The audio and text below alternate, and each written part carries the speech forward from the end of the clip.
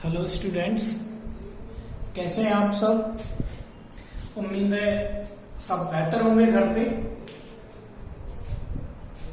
जैसा कि हम सब जानते हैं, हमने फर्स्ट चैप्टर सॉलिड स्टेट और सेकंड चैप्टर सॉल्यूशंस, इन दोनों को कंप्लीट कर लिया है।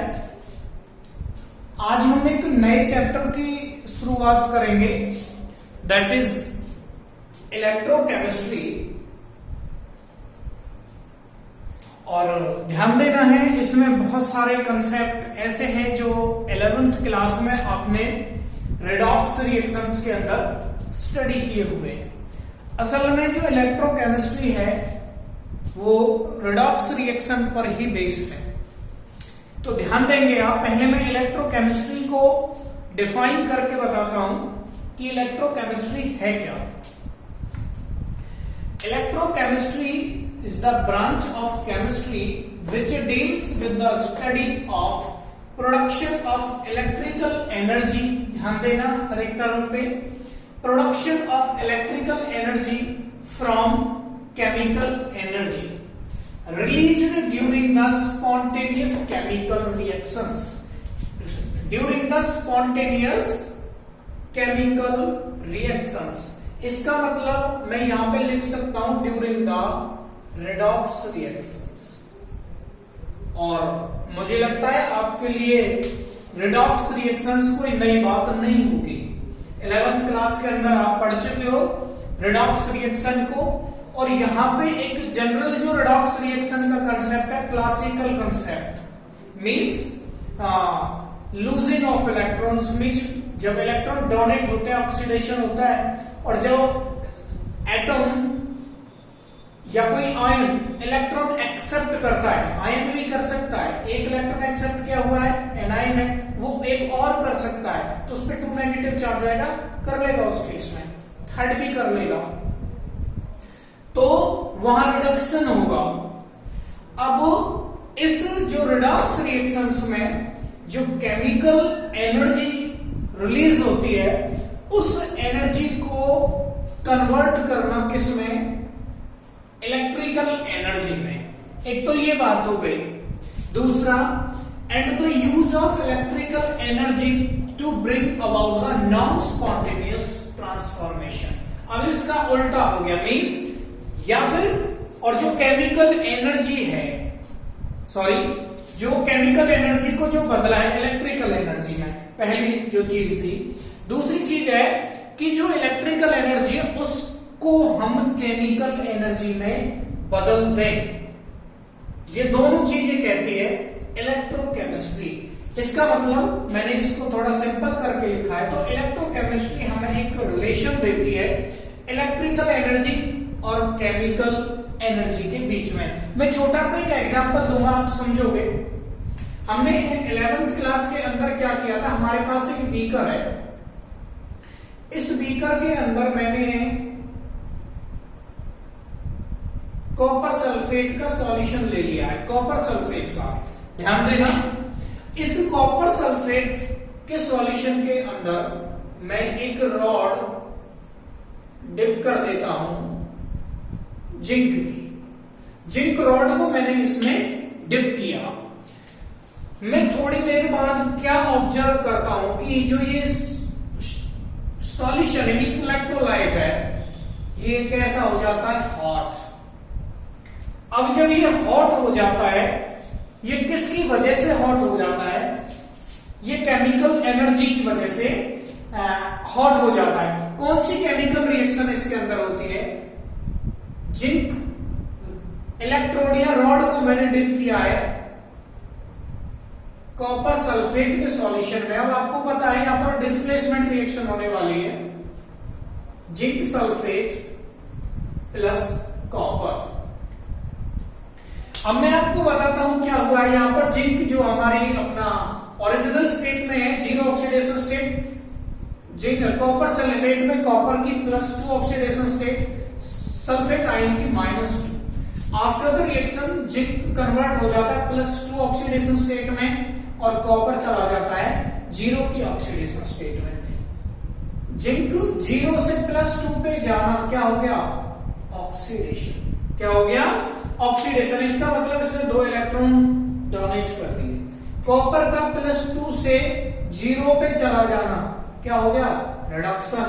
इसने 2 इलेक्ट्रॉन ले लिए। तो ओवरऑल आपको पता लग ही गया होगा कि कौन सी रिएक्शन हो गई? रिडॉक्स रिएक्शन हो गई। कौन सी रिएक्शन हो गई? रिडॉक्स रिएक्शन हो गई। इस रिडॉक्स रिएक्शन की वजह से आप खुद ऑब्जर्व कर सकते हो इसको, जो हीट निकलती है, जो एनर्जी निकलती है, उसको केमिकल एनर्जी बोलते हैं। इस केमिकल एनर्जी को किसमें कन्वर्ट कर सकते हैं हम? इलेक्ट्रिकल एनर्जी में। उसके सेटअप के बारे में भी पढ़ाऊंगा। उस सेटअप को हम क्या कहते हैं, जो इलेक्ट्रिकल एनर्जी को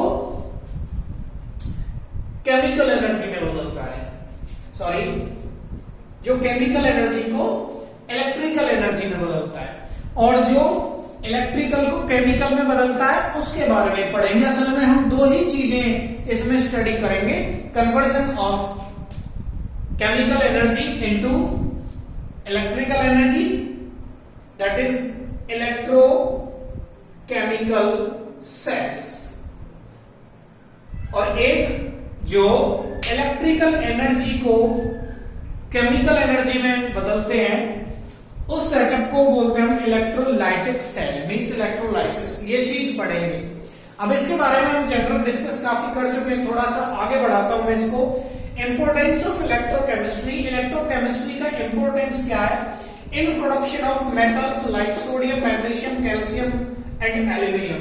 ये जो भी रिएक्टिव मेटल्स हैं, अभी 1-2 चैप्टर आगे चल के एक चैप्टर आएगा जहां पे सारी मेटल्स का, सारी नहीं, कुछ मेटल्स का आप purification and isolation and purification आप स्टडी करोगे, तो वहां पे आएगा इसका रोल। ये सारी की सारी जो है ये एक्टिव मेटल्स है, मींस जो ज्यादा रिएक्टिव मेटल्स हैं उनको जो हम आइसोलेट करते हैं और उनका प्योरिफिकेशन करते हैं, वो करते हैं इलेक्ट्रोलाइसिस से। तो एक तो हम इलेक्ट्रोलाइसिस पढ़ेंगे इसके अंदर, दूसरा इलेक्ट्रोप्लेटिंग। अब इलेक्ट्रोलाइसिस को अगर मैं पहले ही आपको बता के चलूं, इलेक्ट्रोलाइसिस क्या होता है, आपने पढ़ा होगा NaCl है, इसको वाटर के अंदर डालो तो ये कन्वर्ट हो जाता है Na पॉजिटिव में और Cl नेगेटिव में। ये तो आपको पता ही है। लेकिन जब हम इलेक्ट्रोलाइसिस करते हैं तो ऐसे लिख सकते हैं हम NaCl एक्वस लिया हमने या मॉल्टन, तो जो कैथोड पर हमें सोडियम मिल जाता है और एनोड पे क्लोरीन मिल जाता है हमें। ये तो कैथोड पे, क्योंकि ये Na पॉजिटिव में और Cl नेगेटिव में, कैटाइन कैथोड पे जाते हैं, एनायन एनोड पे जाते हैं, Cl क्लोरीन गैस एनोड पे। ये सारी चीजें इसी चैप्टर के अंदर डिटेल में समझाऊंगा। अभी तो मैंने सिर्फ उतना एग्जांपल दिया है इलेक्ट्रोलाइसिस जितना आपने 10th क्लास में और 11th क्लास में स्टडी किया है। ये है इलेक्ट्रोलाइसिस। आपको पता है इसमें रिडॉक्स रिएक्शन कहां पे आ गए? यहां पे जो सोडियम है एक्वस स्टेट के अंदर Na पॉजिटिव में था, Na पॉजिटिव में होने के बाद ये कैथोड पर हमें Na अपने ओरिजिनल सोडियम वाली एटॉमिक स्टेट में मिल गया हमें, जो इसकी एलिमेंटल स्टेट है। तो Na पॉजिटिव से हमें सोडियम मिला, इसका मतलब क्या है? एक पॉजिटिव चार्ज, सॉरी ये नहीं, Na positive sodium positive means cation से सोडियम मेटल हमें मिली। इसका मतलब क्या है? इसका पॉजिटिव चार्ज खोया। कब खोया? जब इसने एक इलेक्ट्रॉन ले लिया, क्योंकि एक पॉजिटिव चार्ज इसमें तब आया था जब इसने एक इलेक्ट्रॉन दिया था। तो वो जाएगा कब? जब वो इलेक्ट्रॉन वापस ले लेगा।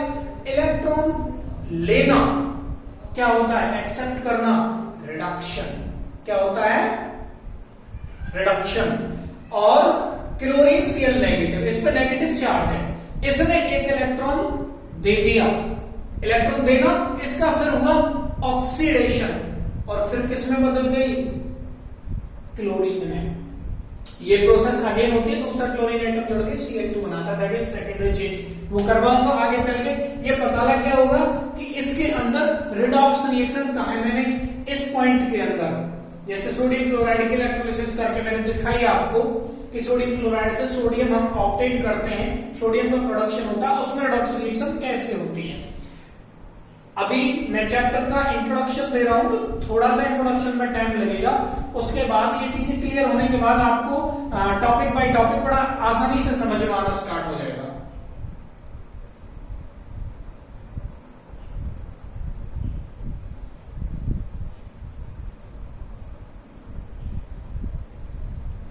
दूसरा है इलेक्ट्रोप्लेटिंग। इलेक्ट्रोप्लेटिंग आपको पता होगा, किसी भी मेटल के ऊपर दूसरी मेटल की कोटिंग चढ़ा के उस मेटल को प्रोटेक्ट करना क्या कहलाता है, इलेक्ट्रोप्लेटिंग कहलाता है। और भी रीजन हो सकते हैं प्रोटेक्शन के अलावा, जैसे सिल्वर पे गोल्ड चढ़ा देते हैं हम।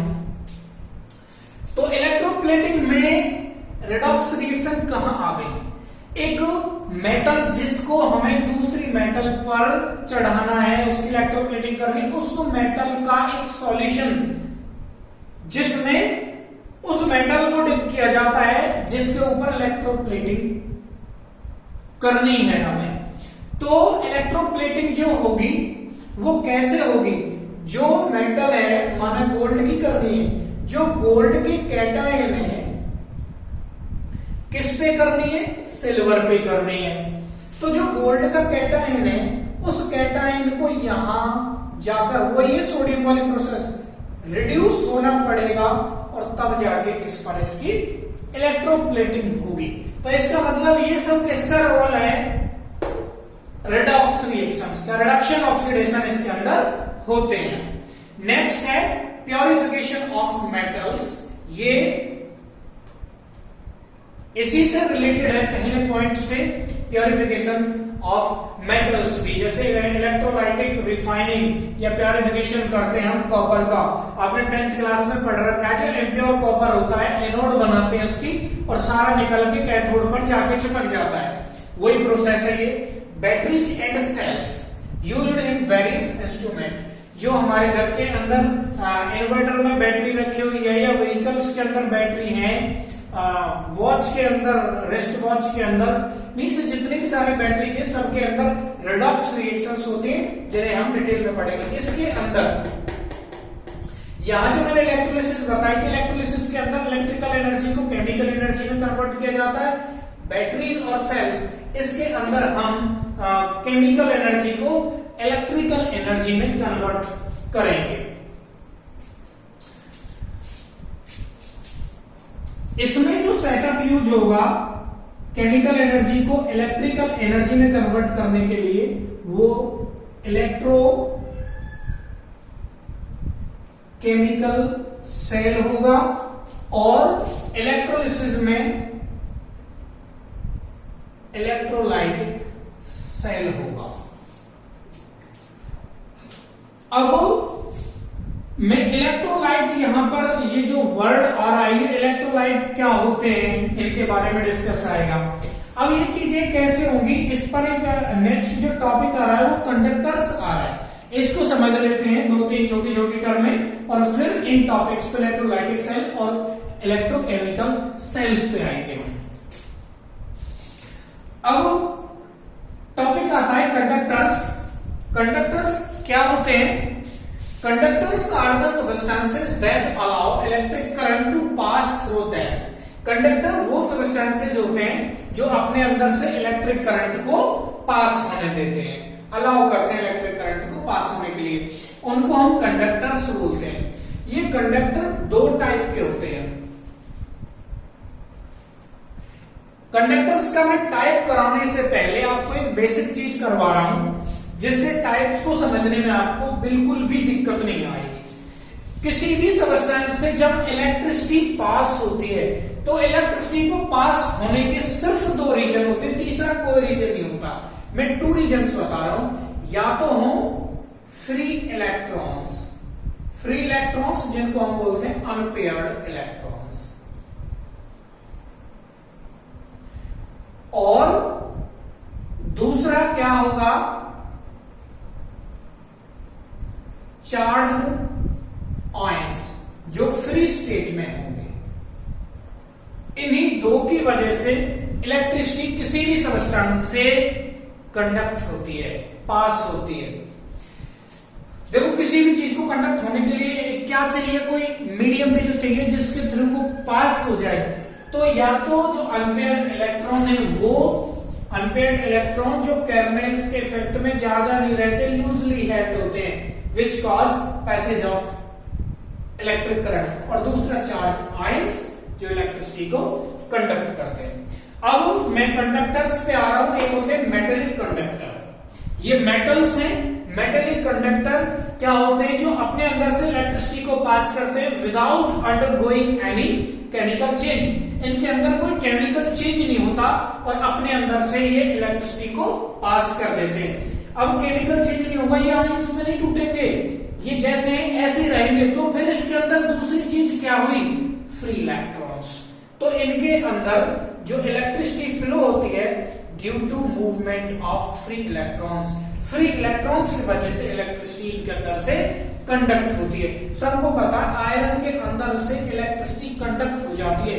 अब वो हम कैसे पता लगाएंगे कि ये फ्री इलेक्ट्रॉन्स की वजह से हुई है। ध्यान रखो atomic number 26, 1s2, 2s2, 2p6, 3s2, 3p6, 4s2, 3d6। I think हो गया इलेक्ट्रॉनिक कॉन्फ़िगरेशन। 2 4 6 4 10, 2 12, 6 18, 2 20 और 6 26।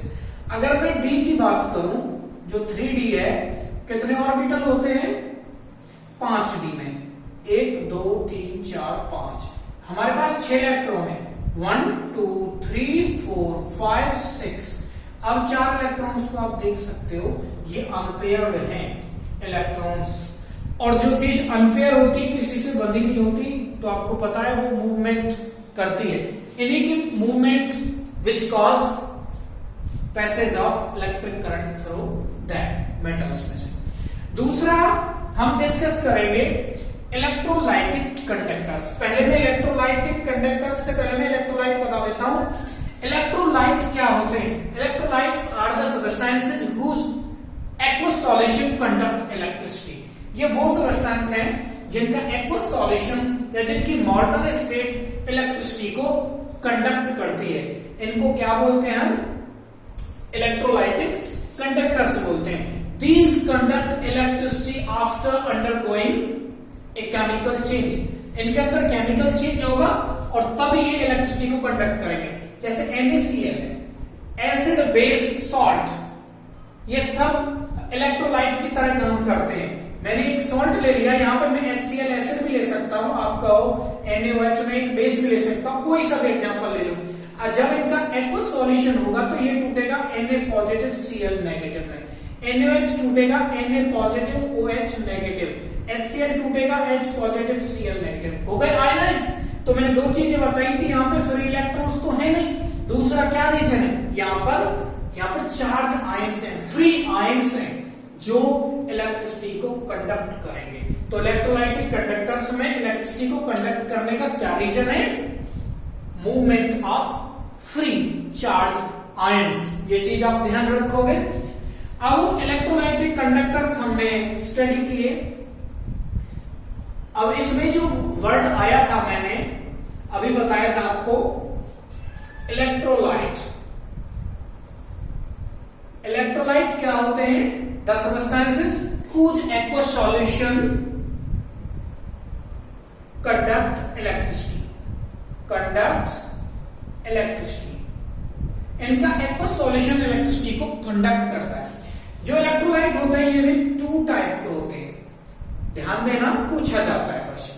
स्ट्रॉन्ग इलेक्ट्रोलाइट्स, जो स्ट्रॉन्ग इलेक्ट्रोलाइट होते हैं वो क्या होते हैं, विच डिसोसिएट या फिर ionise completely in aqueous state. ये वो इलेक्ट्रोलाइट हैं जो एक्वस स्टेट के अंदर कंप्लीट आयनाइज हो जाते हैं। कंप्लीट आयनाइज होने का मतलब क्या है, जितना ज्यादा आयनाइजेशन होगा कंडक्शन इलेक्ट्रिसिटी का उनमें से उतना ही ज्यादा होगा। तो जो स्ट्रॉन्ग इलेक्ट्रोलाइट होते हैं वो ज्यादा कंडक्ट करते हैं इलेक्ट्रिसिटी को, क्योंकि वो इजीली आयनाइज हो जाते हैं और large number of ions produce करते हैं। जैसे NaCl है, KOH है, NaOH है, HCl है, एक्सेट्रा। स्ट्रॉन्ग एसिड है आपके, स्ट्रॉन्ग बेस है, वो किसका काम करेंगे? स्ट्रॉन्ग इलेक्ट्रोलाइट्स का। और दूसरा है वीक इलेक्ट्रोलाइट्स। ये वीक इलेक्ट्रोलाइट्स क्या होते हैं? विच पार्शियली आयनाइज। ये वो इलेक्ट्रोलाइट है जो कंप्लीटली आयनाइज नहीं होते, पार्शियली आयनाइज होते हैं। एग्जाम्पल CH3COH एसिटिक एसिड है आपका, और H2CO3 है अकेला एसिड है, ऐसा जो कार्बोनिक एसिड जो मिनरल एसिड होते हुए भी वीक है, ध्यान देना।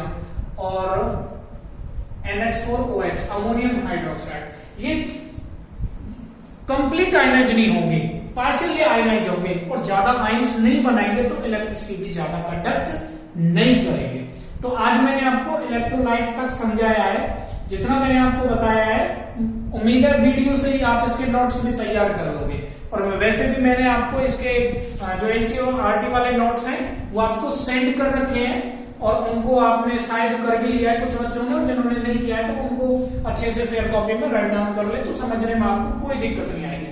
आज जो मैंने कराया है थोड़ा बेसिक पे ज्यादा जोर दे दिया है, कल मैं नेक्स्ट टॉपिक से कराऊंगा, तो थोड़ा प्रिपेयर रहें और टॉपिक को देख लें एक बार जो आगे का टॉपिक होना है। और जो आपके क्वेश्चन है वो मेरे पर्सनल नंबर पे आप ले सकते हो। Thank you.